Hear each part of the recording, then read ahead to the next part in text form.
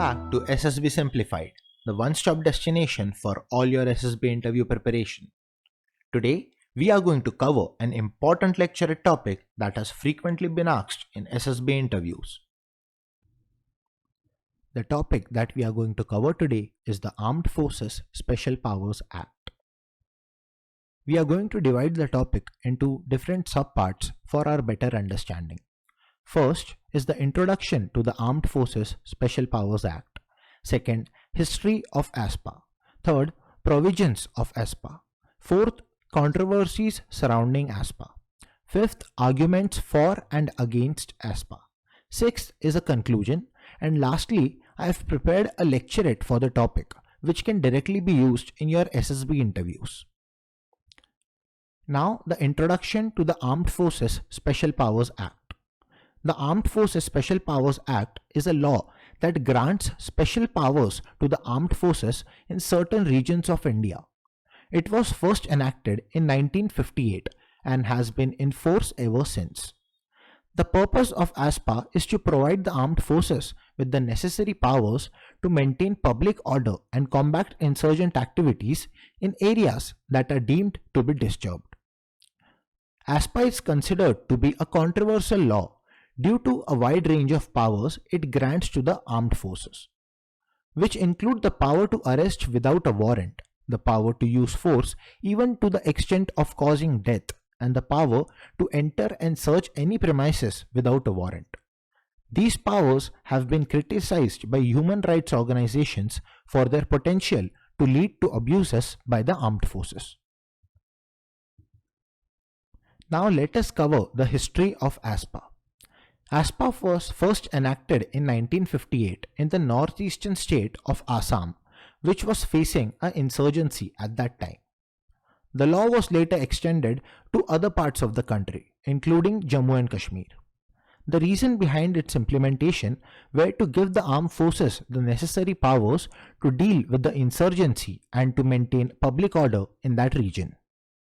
Over the years, AFSPA has been amended several times, with some provisions being relaxed and others become more stringent. In 2015, the Supreme Court of India directed the government to review AFSPA and consider repealing it in certain areas where the situation had improved.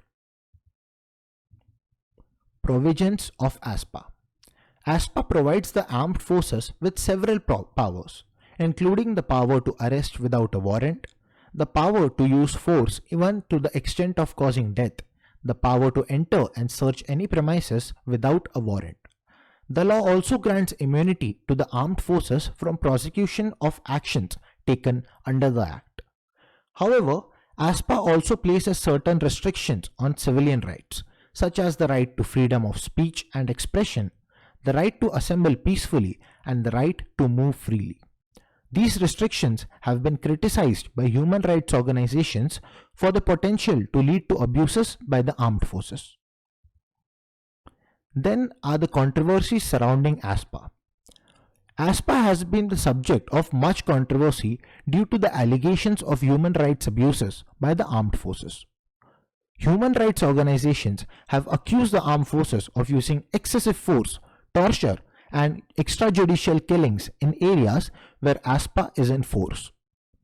The impact of AFSPA on civilian life in conflict zones has also been a major part of concern.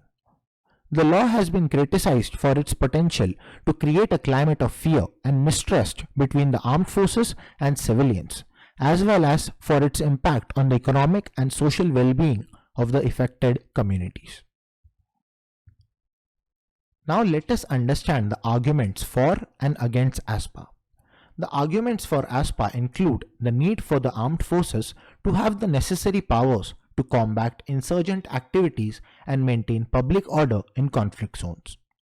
Supporters of the law argue that it has been ineffective in reducing violence and restoring peace in areas where it was in force. The arguments against AFSPA include concerns about human rights abuses by the armed forces and the impact of the law on civilian life in conflict zones. Critics of the law argue that it undermines democratic principles and rule of law, that there are alternate approaches which could be considered, such as greater engagement with the local communities and addressing the root causes of conflict. Lastly, in conclusion, AFSPA is a controversial law that grants special powers to the armed forces in certain regions of India. While the law has been effective in maintaining public order and combating insurgent activities, it has also been criticized for its potential to lead to human rights abuses and its impact to civilian life in conflict zones. Moving forward, there is a need to review AFSPA and consider potential reforms or alternatives that could balance the need for security with respect of human rights and democratic principles. Now that we have understood the topic, let us go through this lecturette, which will be very useful for us in our SSB interview. Today, I would like to address an important issue that has been a topic of debate and discussion for many years: the Armed Forces Special Powers Act, commonly known as AFSPA. AFSPA is a law that grants special powers to the armed forces in designated areas to maintain law and order and counter insurgency. While it has been a subject of controversy, it is crucial to understand its purpose and implications in order to have a well-rounded perspective. AFSPA was first enacted in India in 1958 to tackle insurgency and maintain peace in areas affected by armed conflict. It was initially applied to the northeastern states and was later extended to Jammu and Kashmir. It grants special provisions to the armed forces, which include the power to arrest without a warrant, the power to use force even to the extent of causing death, and the power to enter and search any premises without a warrant. One of the key provisions of AFSPA is the provision of immunity to the armed forces from prosecution for their actions taken under the Act. This provision has been a subject of criticism and concern. Critics argue that it leads to the lack of accountability and potentially result in human rights violation. There have been instances where allegations of excessive use of force, torture, and extrajudicial killings have been leveled against the armed forces operating under AFSPA. On the other hand, proponents of AFSPA argue that it is necessary legislation in area affected by insurgency, where the armed forces face significant challenges in maintaining law and order. They argue that Act provides help with them with the required powers to effectively combat insurgency and protect civilians. Proponents also point out that the Act includes safeguards such as requirement of prior approval from the government for using force and the provision for an internal mechanism to review cases of alleged misconduct. However, it is important to recognize the enforcement of AFSPA has had profound impact on the lives of people living in these designated areas.